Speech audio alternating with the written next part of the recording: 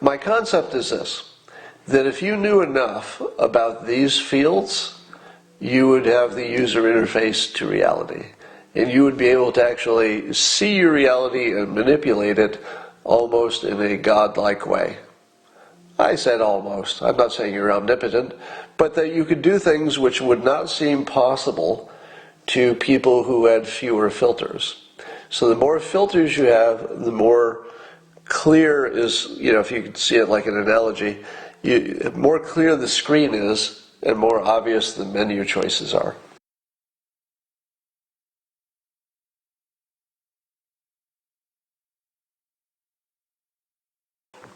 All right, I promised you that I would give you the user interface for reality. And I'm working on a book idea. I don't know if I'll write it or not, but it has to do with filters. And I was trying to think of all the different filters that one can put on life. And I've argued that if you have experience in enough domains, you can look through more windows, or another way to say that is you have more filters by which to understand the world. And I would contend, this is not yet a complete list, and I might end up combining some categories a little bit, but let's say this is about 90% right. I contend that these are the filters that if you learned enough about these, and you wouldn't have to be an expert on any of these things, but if you learned, logic and religion, mating, let me explain that one. As a filter, what that means is to understand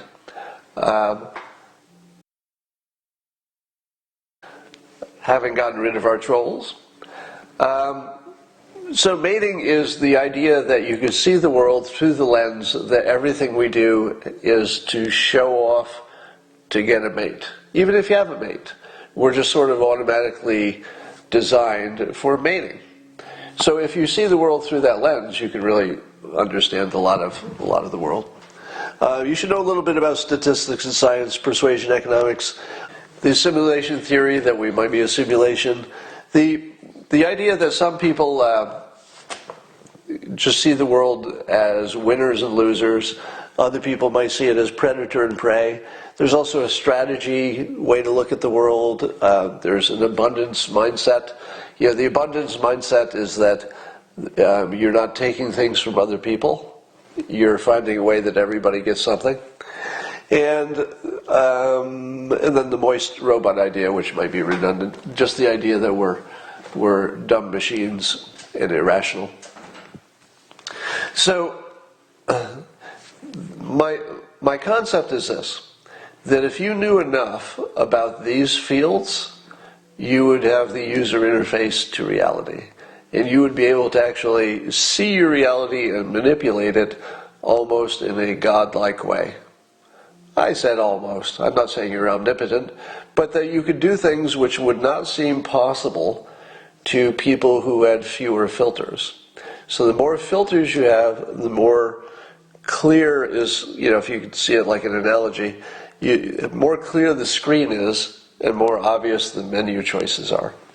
So this probably would require a book to really explain it well. But the useful part of this is that you probably don't need more of it. Examples. What would be a good example? Let's see if I could pick one. Well, let's take abundance. So we have a problem with communist China because it looks like they think that the best thing for China is for the United States to be weaker. So that's the opposite of an abundance mindset. President Trump has an abundance mindset. He used it with North Korea, he used it with President Xi. Obviously he's not working in China, and who knows what's happening in North Korea, but they don't seem to be mad at us at the moment, so that's good. But the president said, hey, if we work together, we both get richer. If we stay enemies, we don't. Now, obviously, it seems that China has some kind of winner-loser, predator-prey mentality, that there are only people winning and losing, and they want to be on the winning team. Whereas the president, of course, still has those filters as well, but he has extra filters. So he, instead of, obviously knowing that if he went to China and said, hey, it's a win or lose situation, one of us can win and one is going to lose, good luck, we're going to win and you're going to lose, that wouldn't really get you very far in negotiations. But if you go into it, if you go into the negotiations with an abundance mindset, you can, maybe pry some flexibility out of the other side. All right. So, let me give you some other examples. I like to use this example all the time. If you understand economics and you understand business models, then you probably understand that it's very unlikely you'll get a speeding ticket at 6 a.m. on a Sunday morning. Now, that's something that you could see clearly if you have the economics filter. And if it's not obvious to you why you're not going to get a ticket at 6 a.m. on a Sunday morning, no matter how fast you speed, it's because you don't have that filter yet. Let me explain why. The police department is like every other organization. They have a budget, and so they have to use the budget where it makes sense and not where it doesn't make sense, otherwise they'll run out of money and not be able to do the things they need. So given that almost nobody has a car accident at 6 a.m. on a Sunday morning, it's probably the least likely time that speeding is ever an actual safety problem, because there's just nobody around.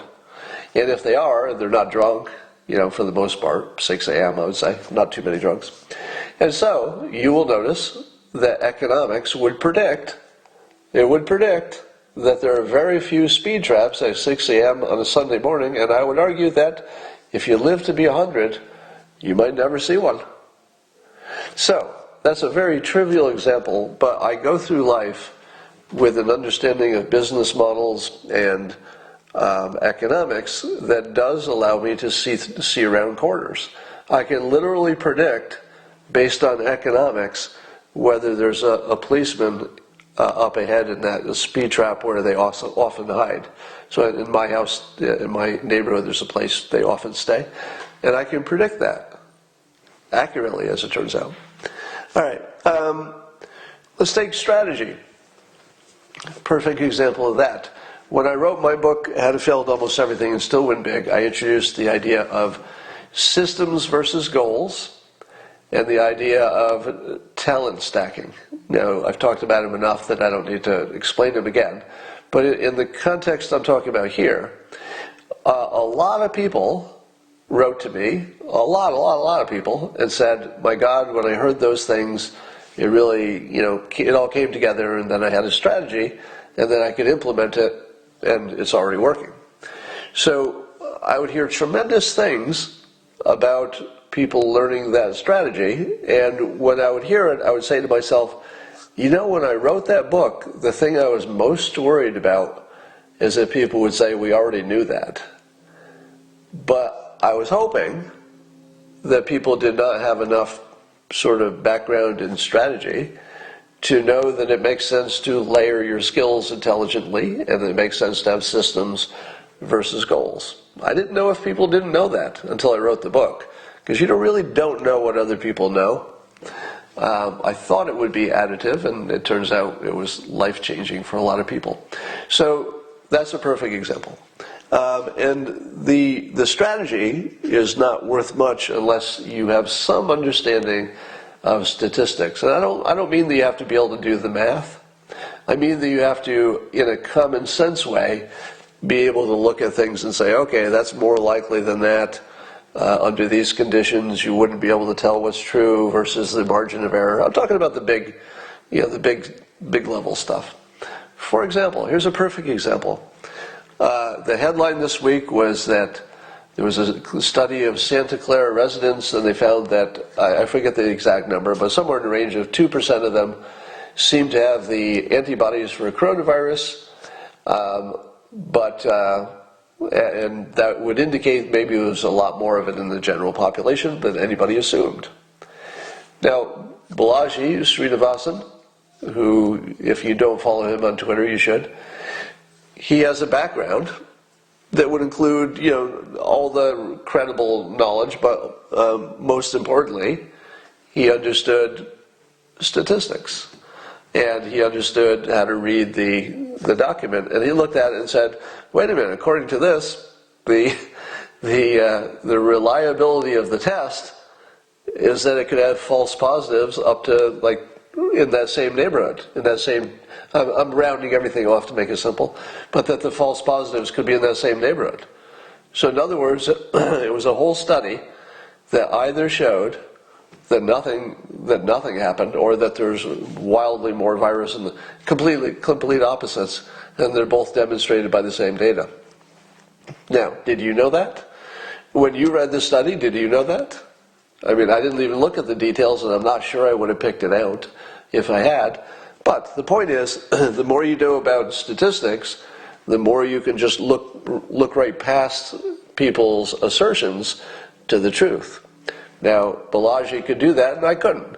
Now, that doesn't mean that the study is bogus. It just means that you can't be sure, which is completely different than we're sure that there's tons of virus in the world that we don't know about. There's a big difference between, well, it could be true, and, oh, it's totally true, we just studied it. Those are not that similar. All right, let's see. Do you want some other... here's some other examples. I said winners and losers on here, but you could have said victims and winners, I suppose, victims and oppressors. So if you see the world in terms of victims, there's a good chance you're going to think you are one. And when you start thinking you are one, your filter just starts producing evidence of it, confirmation bias. And that can be a very frustrating and also maybe not too close to reality view of the world. So that's a bad filter. A better filter is that you're not a victim and that you have a lot of control over your life. So that's just a better filter. Anyway, I don't want to talk about the details of these. I'm just asserting that there might be, how many things are there here? 3, 4, 5, 6, 7, 8, 9, 10, 11, 12, 13. So there might be under 15 filters that can explain just about everything you see in life.